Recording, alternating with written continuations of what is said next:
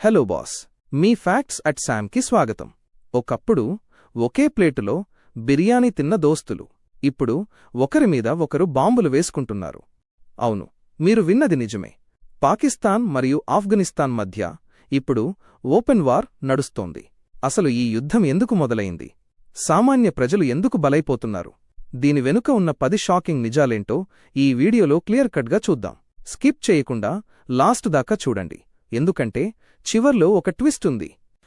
అర్ధరాత్రి పావు తక్కువ 1 నుండి తెల్లవారుజాము 4 గంటలు. Main content 10 key points. 1. దోస్తీ ఖతం, దుష్మనీ మొదలు. ఒకప్పుడు తాలిబాన్లకు అండగా నిలిచిన పాకిస్తాన్ ఇప్పుడు వాళ్లనే శత్రువులుగా చూస్తోంది. తాలిబాన్లు ఆఫ్ఘనిస్తాన్లో పవర్లోకి వచ్చాక పాకిస్తాన్ మాట వినడం మానేశారు. పెంచిన పామే కాటేయడం అంటే ఇదే. 2. టీటీపీ రచ్చ.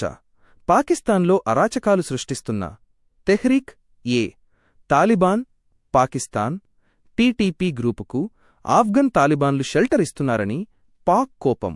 మా ఇంట్లో దాడులు చేసి మీ ఇంట్లో దాక్కుంటారా అని పాక్ ఫైర్ అవుతోంది. 3.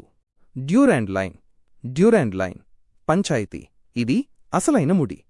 బ్రిటిష్ కాలంలో గీసిన ఈ బోర్డర్ లైన్ను పాక్ అఫీషియల్ అంటుంటే ఆఫ్ఘన్లు మాత్రం ఇది మా పష్టూన్ల భూమిని విడదీసింది, మేము దీన్ని అస్సలు ఒప్పుకోం అని గొడవ పడుతున్నారు. 4. Operation Ghazab lil Haq. Pak army operation Ghazab lil Haq పేరుతో ఆఫ్ఘనిస్తాన్లోని కీలక నగరాల మీద ఎయిర్ స్ట్రైక్స్ చేసింది. ఇది 2 దేశాల మధ్య యుద్ధాన్ని అధికారికం చేసేసింది. 5. బోర్డర్ పోస్టుల ఆక్రమణ. తాలిబాన్ ఫైటర్లు ఏకంగా 19 పాకిస్తాన్ బోర్డర్ పోస్టులను ఆక్రమించేశామని క్లెయిమ్ చేస్తున్నారు. పాక్ ఆర్మీకి ఇది పెద్ద ఎదురుదెబ్బ. 6. అమాయక ప్రజల బలి. యుద్ధం ఎప్పుడూ రక్తమే కోరుకుంటుంది. పాక్ చేసిన బాంబుదాడుల్లో నంగర్హార్ ప్రాంతంలో కనీసం 18 మంది సామాన్యులు చనిపోయారు. ఇందులో చిన్నపిల్లలు కూడా ఉండటం అత్యంత బాధాకరం. 7. Reverse attack, drone war. Afghanistan కూడా సైలెంట్గా లేదు. పాకిస్తాన్లోని అబోటాబాద్ లాంటి లోతైన ప్రాంతాలమీద డ్రోన్లతో దాడులు చేసి పాక్ డిఫెన్స్ సిస్టమ్ని షేక్ చేశారు. 8. మరణాల లెక్క. The numbers. రిపోర్ట్స్ ప్రకారం ఇప్పటిదాకా 274 మంది ఆఫ్ఘన్ తాలిబాన్లు, సుమారు 55 మంది పాక్ సైనికులు ఈ ఘర్షణల్లో చనిపోయారు. ఈ సంఖ్య ఇంకా పెరిగే అవకాశం ఉంది. 9. International pressure. చైనా మరియు రష్యా ఈ గొడవ వల్ల తమ బిజినెస్ రూట్స్ దెబ్బతింటాయని భయపడుతున్నాయి. అందుకే 2 దేశాలను శాంతింపజేయడానికి ట్రై చేస్తున్నాయి. 10. పాకిస్తాన్ ఆర్థిక పరిస్థితి. అసలే జేబులో రూపాయి లేదు, దేశం అప్పుల్లో ఉంది.